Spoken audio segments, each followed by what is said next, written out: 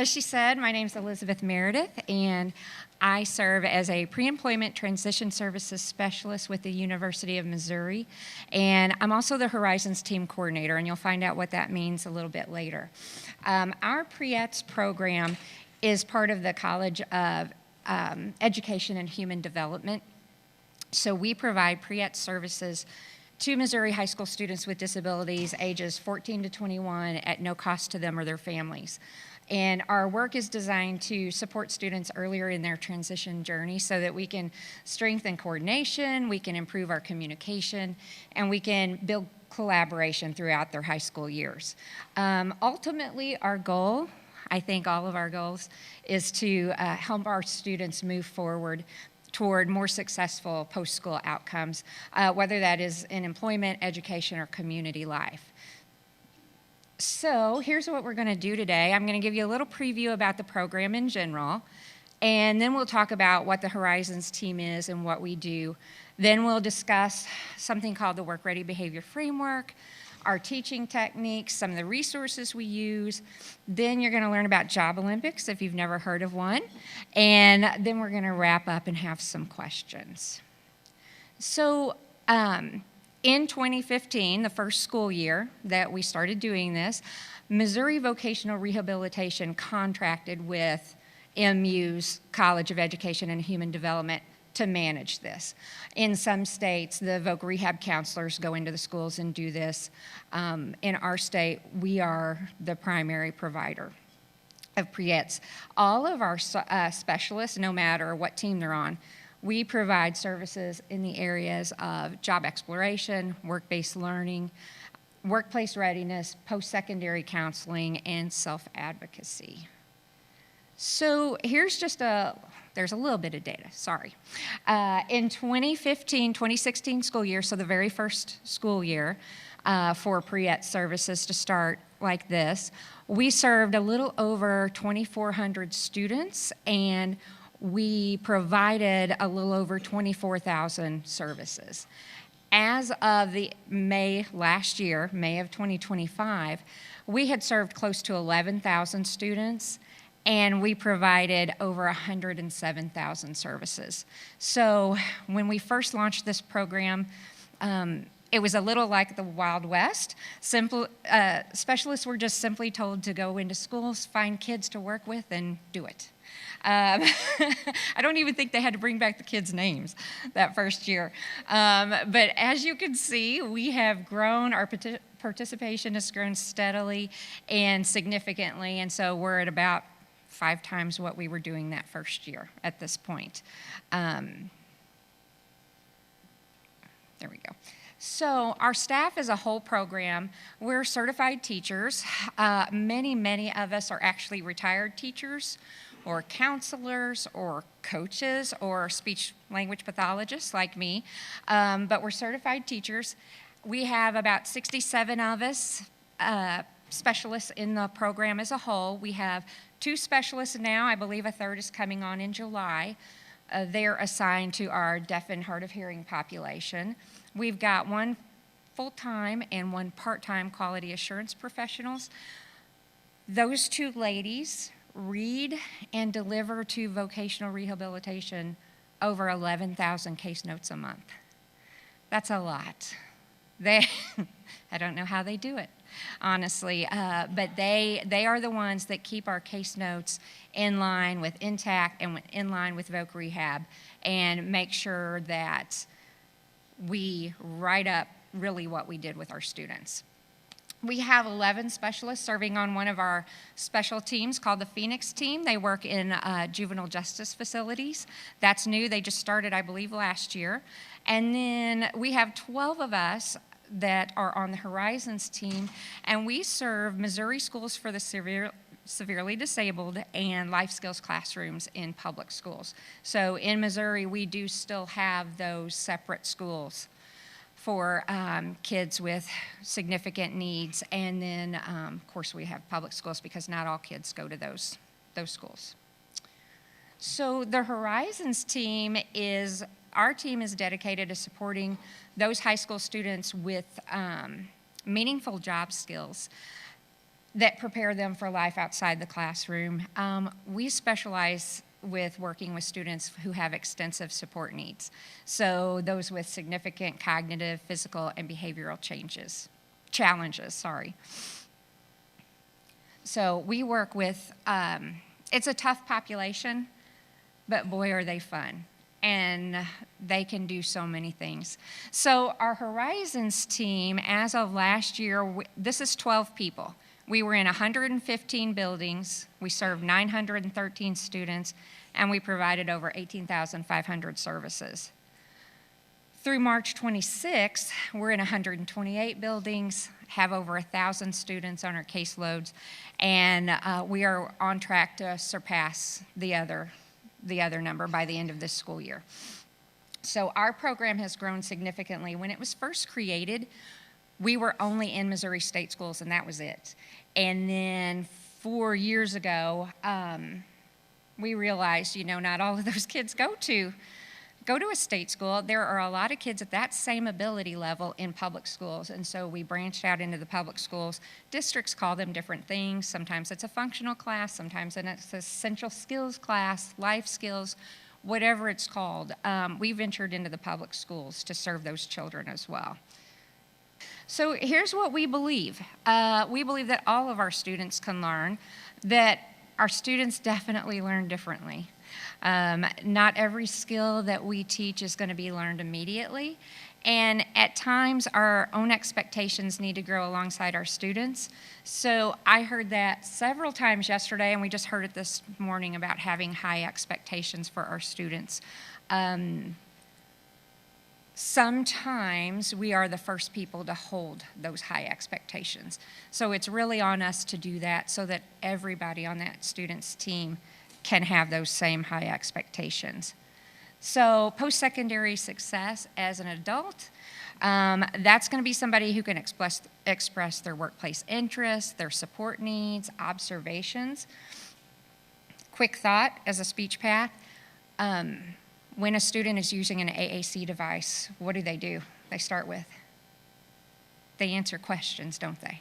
They answer yes/no questions. They answer place questions. They need to comment and they need to observe. We need to know their thoughts, not just their answers. So that is something that you can do to really push their communication forward, is to have that expectation of, do you like the lunch you're being given today? Let them have an opinion, not just answer a question. We would love to see a young adult who can perform their job tasks with limited prompting or supervision. Someone who engages in positive, healthy interactions with peers and coworkers and demonstrates an awareness of and can attend to personal physical needs as they arise to the best of their physical abilities, right? This is where our work becomes really essential. Our students, again, need the adults around them to hold these high expectations for them that they can achieve work. So competitive integrated employment is always the goal that we teach towards.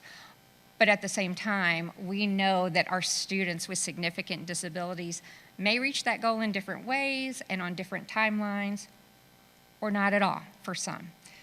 Our role is to help each student move as far as they can toward meaningful work and greater independence, because with that comes increased dignity, confidence, and safety. So, our philosophy, every student is worthy of meaningful opportunities to learn and to work. A student's strengths and potential may unfold slowly as they grow and they gain opportunities. Our students with these more extensive support needs need repeated exposure to learn things. And then work and social skills are going to develop gradually through consistent practice and real-world experiences. We got to get these kiddos out of the building so they can learn what those expectations are. We understand that this isn't a marathon, it's a sprint. It's a marathon, it's not a sprint, sorry. Because progress happens gradually, we know that through consistent support, repeated practice, and steady exposure to those expectations, that progress will happen. And it's our job to stay committed through that journey and supportive through that journey for them.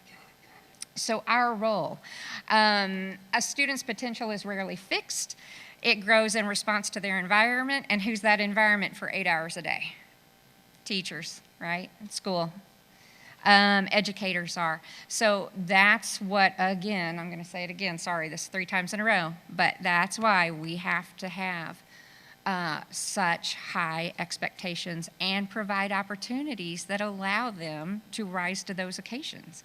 So by building a student's independence, we're strengthening their ability to recognize risk, seek support, and stay safe, because we all know that students with disabilities are at a much higher rate to be taken advantage of.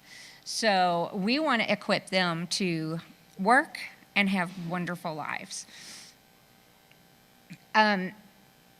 Sometimes we're not going to see, many times, we're not going to immediately see whether a student has mastered a skill that we've taught, and that is totally okay. It's just our role to keep teaching, modeling, and reinforcing as many skills as we can. Students can only build on what they've been given the chance to learn, right? And so that consistent exposure is gonna be what helps those skills take root over time. So, how do we do it? Today I'm going to give you a quick-ish, big picture look at our work-ready behavior framework. Our team created this as a very practical guide to help educators and families build the foundation for students' long-term success, whether that's at work, at home, or in the community. The way it's organized, we have 12 domains, and each one breaks down into specific and teachable skills. It gives students a clear path to follow as they're building their independence and their work readiness skills over time. One thing I really like about this, though, is that it's really meant to be collaborative. It's meant to be used by everyone on the student's team, teachers, specialists, paras, families, so that we're all using the same language and moving towards the same goals. So another thing about this is it starts that conversation about employment much earlier than high school, because the sooner the students are exposed to some of these skills, the more confident and prepared they're going to become. And how many of you have gotten a student in high school and then you have to unlearn some bad habits, right? That's hard when they're 14 and 15 years old to backtrack to unlearn something that is actually a detriment to them being able to work. So if we can start this process way earlier and have the teachers in the entire school and the entire district all on board and understanding what those kids will need when they get to high school and want to get employed, the better they'll be prepared. So, because these aren't just job skills, I mean, they're skills that are going to help our students stay safe. They're going to be able to make choices, build happier, more independent lives. So that's what the heart of this work is all about. The framework also gives our educators something concrete to work from. Hello, IEP goals, right? It gets a little hard that last couple of years to write IEP goals sometimes. So this is a good place to look and say, oh, I can make this measurable. I can work this into an IEP goal. So it can also be used as it should be a living document for our students' team, and it gives families hope and clarity. It's like, oh, so these are the skills. It's a little murky. I don't know how my kid is ever going to go to work. Well, okay, here's a little roadmap for you.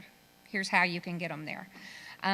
So we do have additional trainings. We have 5 videos that dive deeper into the work-ready behavior framework, helps everybody raise expectations and support students' growth.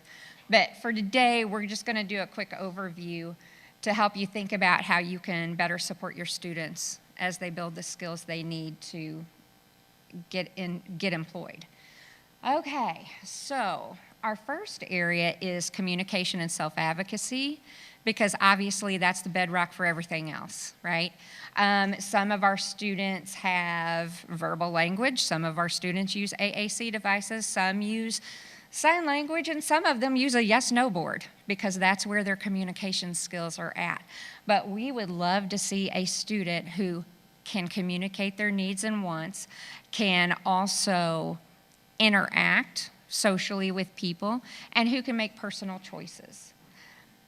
The next area, self-regulation, soothing, and sensory needs, is a huge one for our population of students.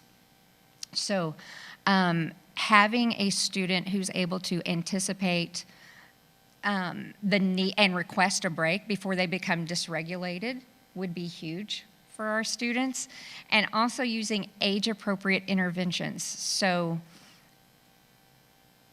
it's fairly common to walk into a classroom and seeing a 20-year-old, 200-pound young man playing with a toy that is for a 6-month-old. We get why. You know, I think we would just love to encourage everyone that figure out what they like about that and try to give them an age-appropriate replacement for that. So if they are loving the music from this Bluey toy, you can get really, really cheap MP3 players on Amazon and headphones. I mean, like $10. So try to get them something that looks like what their chronologically aged peers are using. That will really help get them into the adult world. Clothing is an area we work on. Some of our students really struggle to adjust their own clothes, knowing what's clean and dirty, not overtly clean and dirty, like there's a whole big bunch of mud on my pants, but these are a little stinky. I need to wash them. I shouldn't wear them to work. And wearing clothes that fit them properly. So we would love to see a young adult who can take care of those needs. Hygiene. That is not only for kids with disabilities, is it? That is for what? Oh, fourth grade, third grade, when they get really stinky when they come in from recess, all the way up, right? So we work on hygiene skills. We work on, especially kids who want to go into a food service industry, right? We work on washing our hands. We work on, we don't personally go in and work on toileting, but we can have that discussion with the teacher and the family about making them as independent as possible. But what the teacher can do is you can have a hygiene box for every one of your students, and as they come back from lunch, they all brush their teeth. You know, you can have their own hairbrush in there so that when you see that their hair is all messy, send them to the mirror and they brush their hair, things like that. So that can help them, and having that expectation is when we go to work, we're clean. We look good, we smell good. Dining skills is our next area. This one is the most, probably the least worked on. Why? Teachers in a classroom, why? Because you got 20 minutes to get all of your kids in and out of that lunchroom, right? That's unfortunate, but that's what you got to work with. So encouraging those families to work on that at home. I work with my students when they're at lunch. If having a snack in your room is a great way to work on this. Again, making sure that we don't need sippy cups when we have Owalas and Stanleys that almost every person in this room has in front of them, right? So just growing those up, making those things age appropriate for them will help. Endurance and breaks. This is the one I think of especially when I think of we need to talk about working in kindergarten. Because I don't know about you all, but my job does not let me work for 2 or 3 minutes, maybe 2 or 3 minutes, and then I take a 30-minute break. Right? It doesn't happen in the real world. So we're setting our kids up to fail if we don't start building up their endurance for non-preferred tasks. We know good and well that they can sit for an hour and do what they want to do. But a non-preferred task is a different story. So working on being able, I literally do have a student who had a 30-second attention span for sitting and working at non-preferred activities. And I would say we're about up to 15 minutes now. And that's just repetition, repetition, repetition. And, visual timers if you need it. A first this, then that board. Whatever you got to do.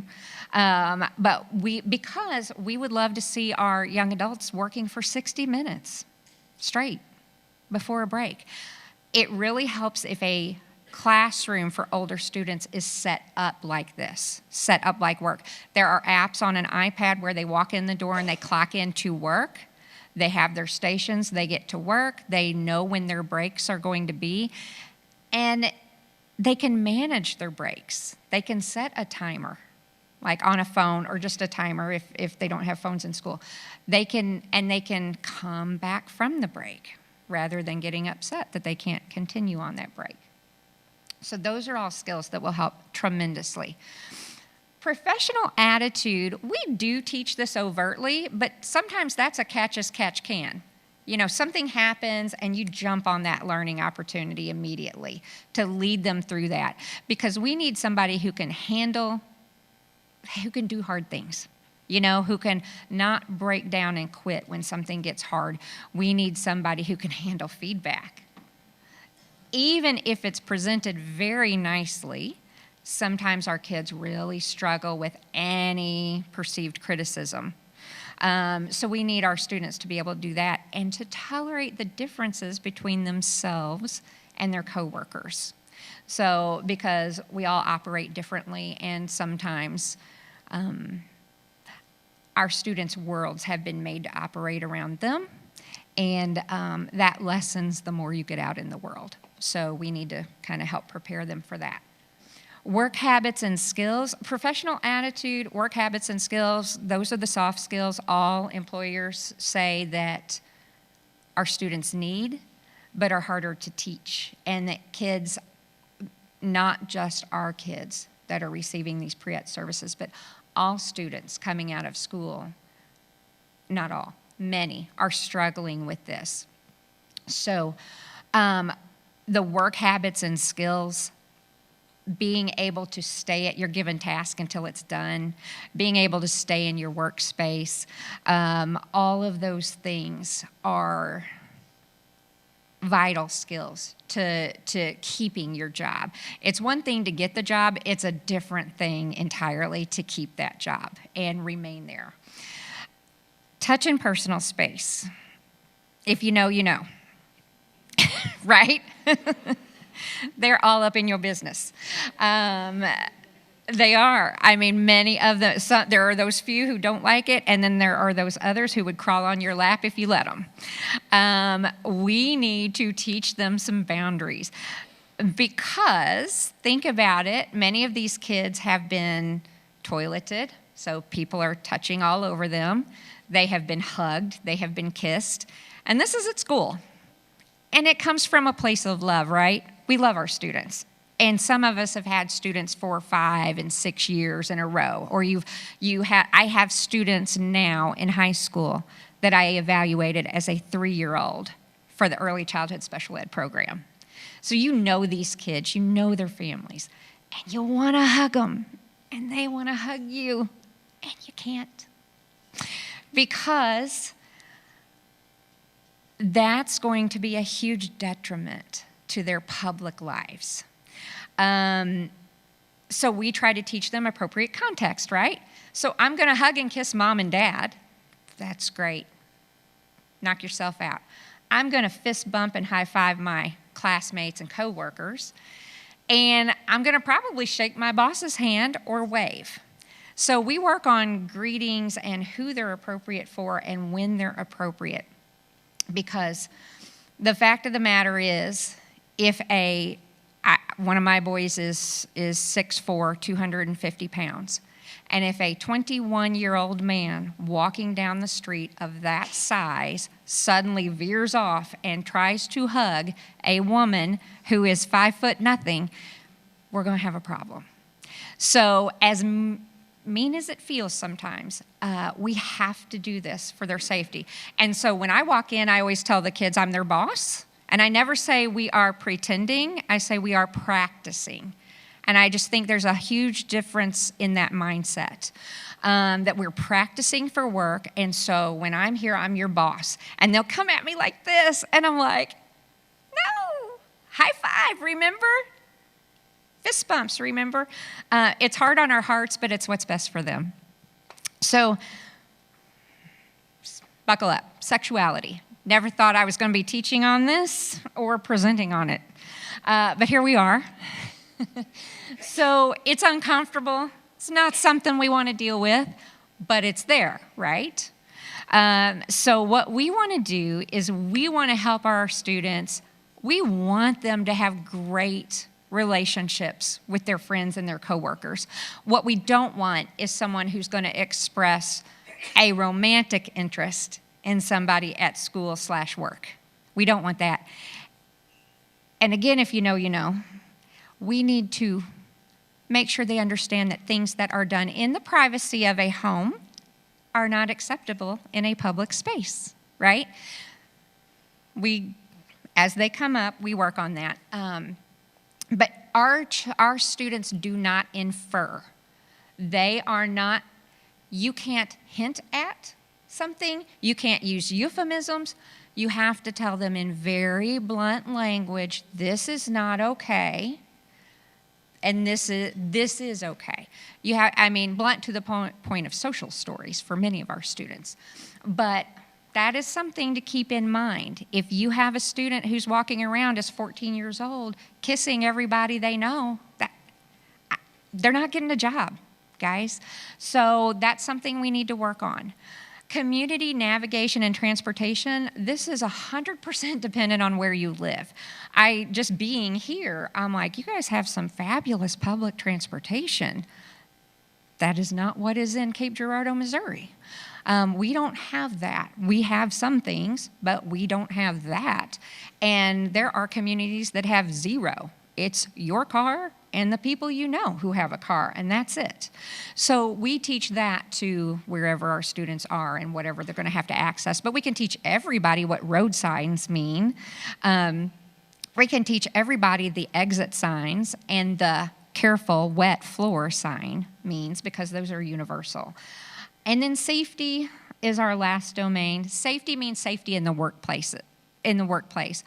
What are some hazards we might see in the workplace? We can set those hazards up, when we're doing things. Using personal protective equipment, PPE. Knowing what the emergencies procedures are, or at least knowing who to go to in an emergency. Maybe the worker can't make it through all the steps, but they know, okay, this is my buddy in an emergency, and I get to that person. So these are all of the different areas. I did upload this, so you guys will be able to print off our entire list of skills, because, there's like 10 or 12 under each one. With this caveat, we're changing things a little. So just know that what you download may not look exactly like what we end up with, and I am more than happy if you email me your name and say you would like whatever we update. I will get that to you when that happens, because we're going digital. This is exciting for us. We are turning this framework into an easy-to-use electronic checklist. It's going to allow for us to monitor progress across the years. We'll have data to support our instruction. Great. And it's going to give us that long-term data to support patterns in the program as a whole. Because I beta tested this actually on Wednesday, and I naively thought it was going to be literally the checklist that we had developed, in sheets or whatever. And no, they're analytics. That was exciting. So that's going to help us when kids move. Now we can just immediately see where they're at on their skills and where we need to begin lesson planning. It's for the students we're lucky enough to have from age 14 through 21. That's going to show that growth over time. And really, it's going to help us tailor our interventions based on those real and measurable trends that we're seeing. What time is it? Okay, making sure I'm okay. All right, so what kind of techniques do we use? We use highly, highly adapted lessons. We use visual supports and modeling, repetition. Can't stress that one enough. We do hands-on experiential learning. We have student-centered activities that promote their independence, and then real-world simulations in collaboration with our community partners. I would say the biggest and I realized at 4:30 this morning I didn't have this in here. the biggest thing we do for our students is presuming competence, because many times our students have had to sit there and listen to people say, he can't do this. She can't do that. Why are you working with her? She can't do that. How do you know? How do you know that's not going to come in 5 years from now? You know, how do we know? We don't. So we presume competence. I have a student currently at one of my schools, and she is beautiful, and she just smiles at you. And that's about all she does. You know, she just smiles. She's happy as can be. And they started her with a piece of paper as a communication sheet, and I was using just a simple yes-no board for her to answer questions for me.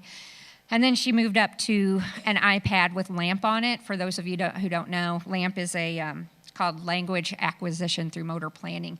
It's a language. It's an AAC language.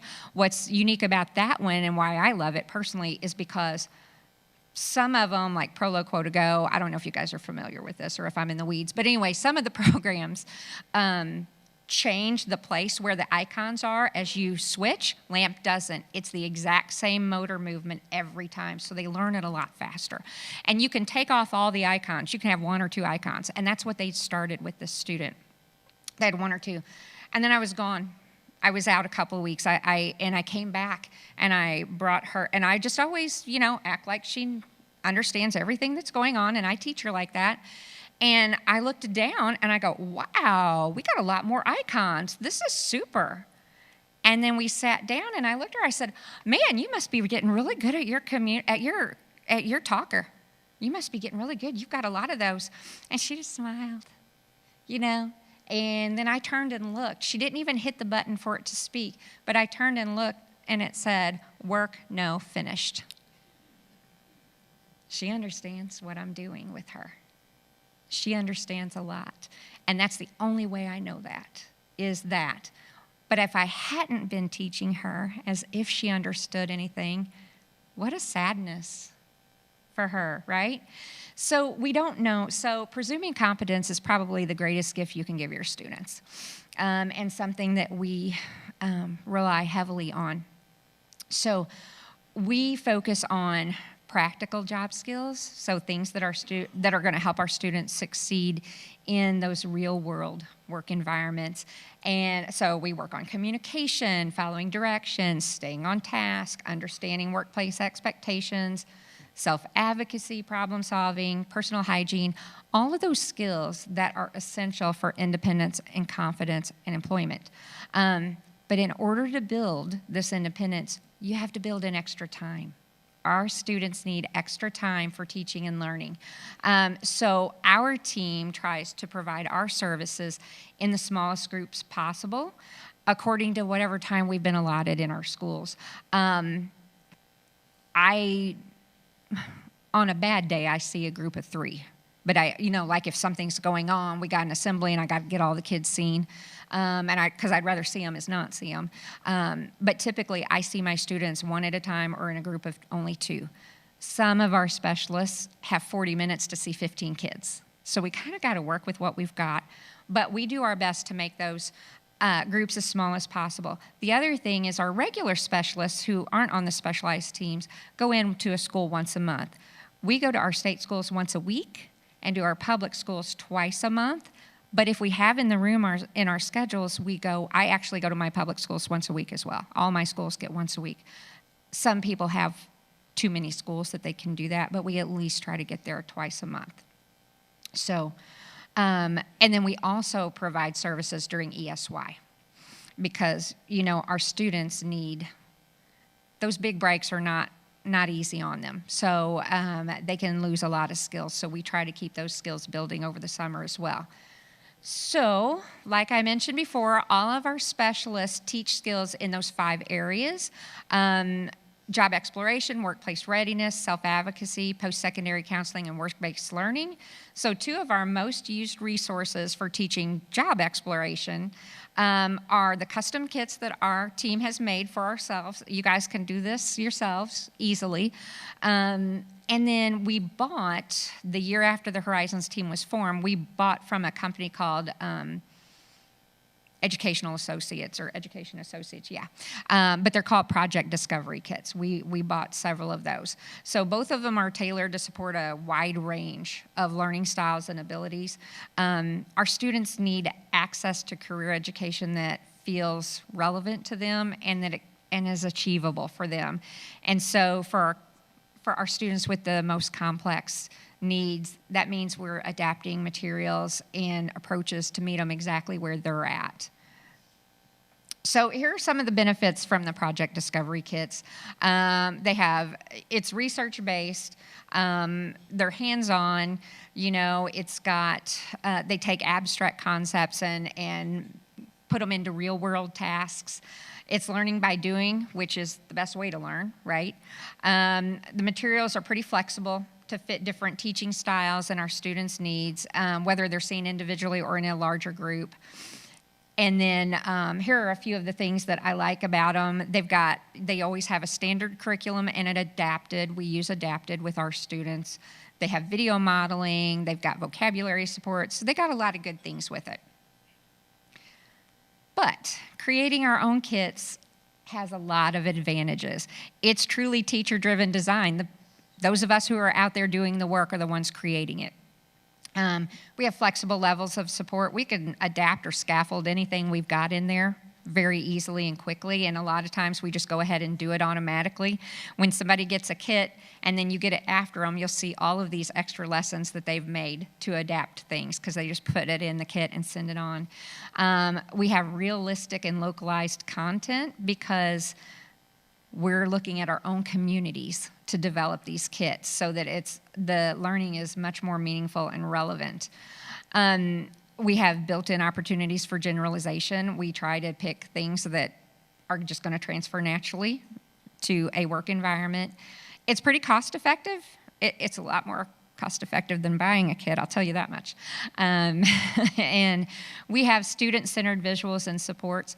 So one thing about finding materials that are at the functional level of our students is they often have little kids' pictures on them, and they're very babyish.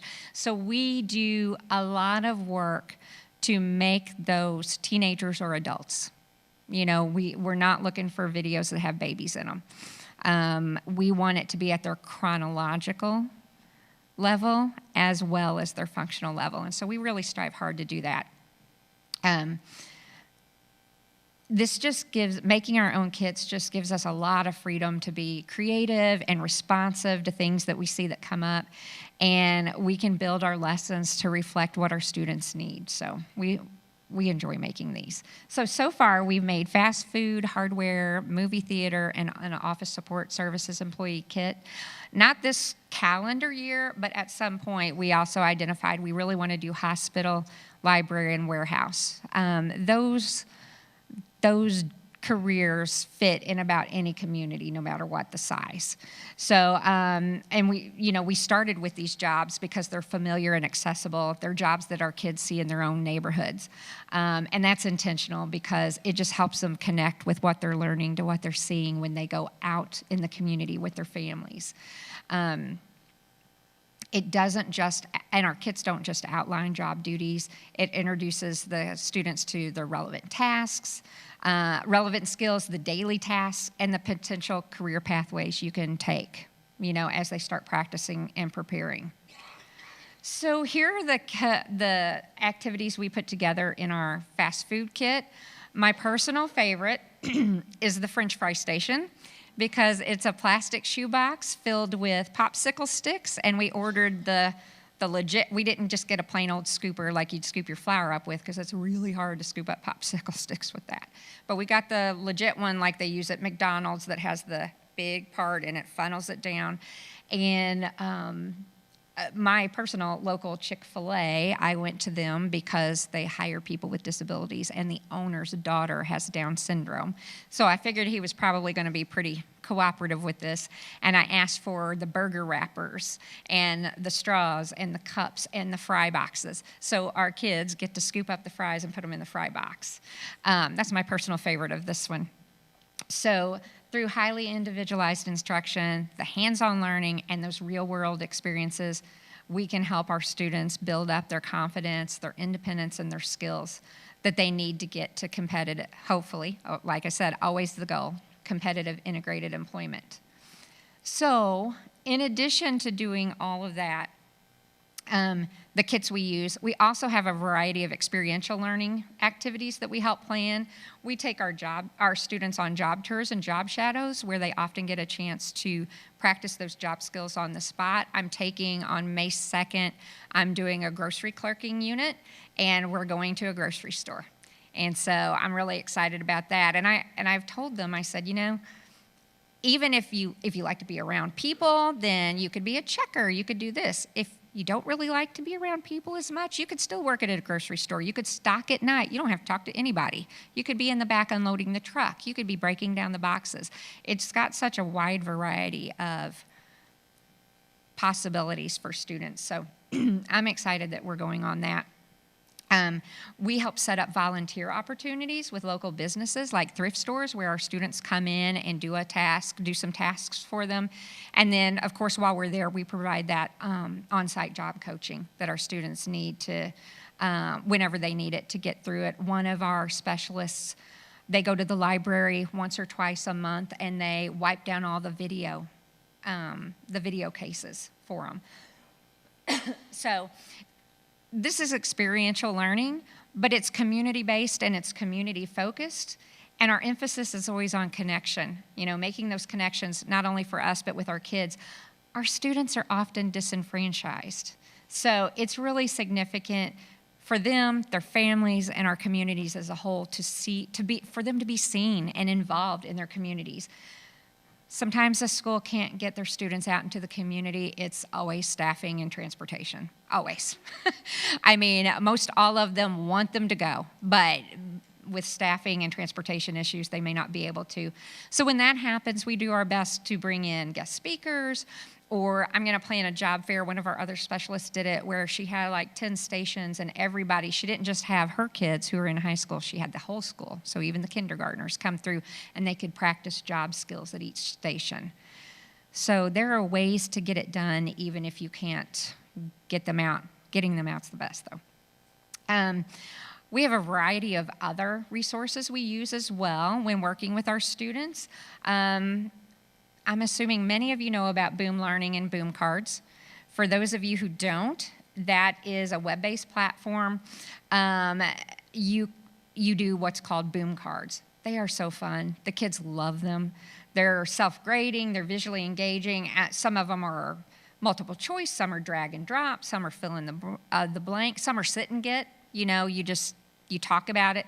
But our kids love those. And then while we use a variety of different interest inventories, our team, the Horizons team, uses those with pictures so that our kids can just point, so that every one of our students can access telling us what kind of a job they want and what kind of a job they don't want.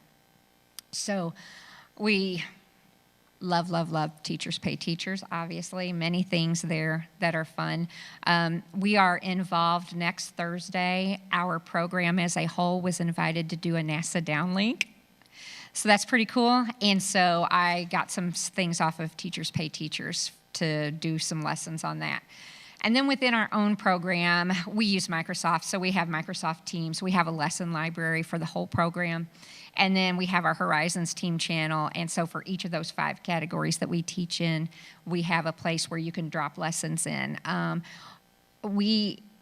This team we have some phenomenal lesson planners, and every single one of them shares it. There's no, I spent hours creating this, you don't get it. It's just not even a thing with our team. It's, here, I've got this and this and this. I'll send it to you. And we use those, we adapt those. It's so nice to be part of working with people who want to share for the good of our students, you know. So now we get to talk about Job Olympics. I could do an hour on this, so I'm not, but Job Olympics, it's a competitive event where our students demonstrate practical job skills, like in food service, custodial work, retail, clerical. All of the events are designed to simulate real workplace expectations and jobs and help our students practice. A lot of times our students don't get to show off their skills. So this was created as a way for them to do that. The students who participate are getting feedback from actual local employers and professionals. The events are usually planned by a team and includes a local school district, and we have several that are happening all around the state. And then last summer, we developed a handbook on how to start a Job Olympics. So this is my favorite day of the entire year. Our students show off their hard-earned job skills. They meet new friends. They interact with the local business leaders and community members. It's really unique because it does celebrate individual excellence at their job skills. I mean, they get awards. You know, we have a first and a second and a third place winner. But it fosters such a spirit of fun and camaraderie and confidence. I mean, the kids from other schools are cheering and yay, saying yay when somebody else from a school wins. It's really a fun thing to see. Last year, one of our people judging the grocery stocking event was a Dollar Tree manager, and she was very surprised and finally just said, most of these students did better than the current employees I have. I would hire any one of them at any time you tell them to come to me when they're ready to get out into the world of work. And like I said, we developed the handbook because we would love for more people across our state and anywhere else in the nation to start a Job Olympics event. But we are super proud to announce that on May 12th in Columbia, Missouri, we're going to have the first ever state level Job Olympics competition. So our kids that get first place in basketball and volleyball and baseball go to state, so why not these kids? And so we're pretty excited about that. Right now for this first year, we're just doing kids who won first or second place in their local events because we just kind of needed to see how many would come. I mean, it's a burden on the schools. You know, one of my schools, they're all meeting at school at 4:30 a.m. because it's a 4-hour trip, and they are getting on a van and taking those kids up to be there to start at 9 o'clock a.m. You know, another school district that I have is paying for the parents' hotel rooms the night before. So we're getting a lot of good response and a lot of good buy-in. So we're very, very excited about that. So it takes a team, right, to help our students succeed. When families, when educators, community partners all collaborate, that's when we have real opportunities for our students. For our students who have those extensive support needs, that teamwork is even more critical, right? Ensuring that opportunities are accessible, they're individualized, and they're relevant so that every student we have can pursue a future that reflects their goals and their potential. So we got a couple of success stories here. SWE, Summer Work Experience, is put on through vocational rehabilitation, and we had one of our students who, and this is a Horizons level student, her final work report said, you know, she completed all of her job tasks, had great initiative, was able to work independently, needed no support or assistance from the job coach. Well, it doesn't get much better than that, does it? But success for our students can also look like this. A student arrived at school one day in a suit and tie, ready to go to his IEP meeting. It was the first time he was going to go. I will tell you, it was my student. I had no earthly idea that he was going to arrive in a suit and tie. And his teacher said that he advocated. His mom actually would prefer him not to work, and he told her multiple times in that meeting that he wants to work at a job. And then he also was able to be a great self-advocate and tell his teacher, I'm done, can I go back? You know, when he'd had enough. That's a huge success. And then a specialist delivered some lessons from, and we have an animal care kit, and then went to job shadow at the local animal shelter, got to create enrichment activities for the dogs, fold laundry, and of course the best part always, socializing the kittens and the puppies, right? But their performance impressed the shelter staff, who invited them to return as monthly volunteers, and 3 years later they're still doing that. So that created a real connection in the community. So this is what success looks like for our students, right? They're growing in confidence, they're mastering meaningful job tasks, they're getting positive feedback from their employers, and they're making greater progress towards independence. Whether that leads to paid employment, volunteer work, or increased participation in their communities, every one of those steps is a win, and we celebrate them. So here's my contact information. Here's our QR code that'll lead you right to our website, including that Job Olympics handbook and more information on that and what we do as a whole. I thank y'all for spending your time here today, learning more about how our team works with students with those extensive support needs. At the end of the day, our work is about giving students real skills, real options, and real chances to move toward independence. And when we all stay consistent, we communicate well, and we keep those expectations high, we can make a measurable difference in what their futures can look like. And I appreciate so much the work that you all are already doing and the commitment you have to your students and those you serve. So thank you so much for listening, and I'd be glad to hear any questions or comments that you guys have.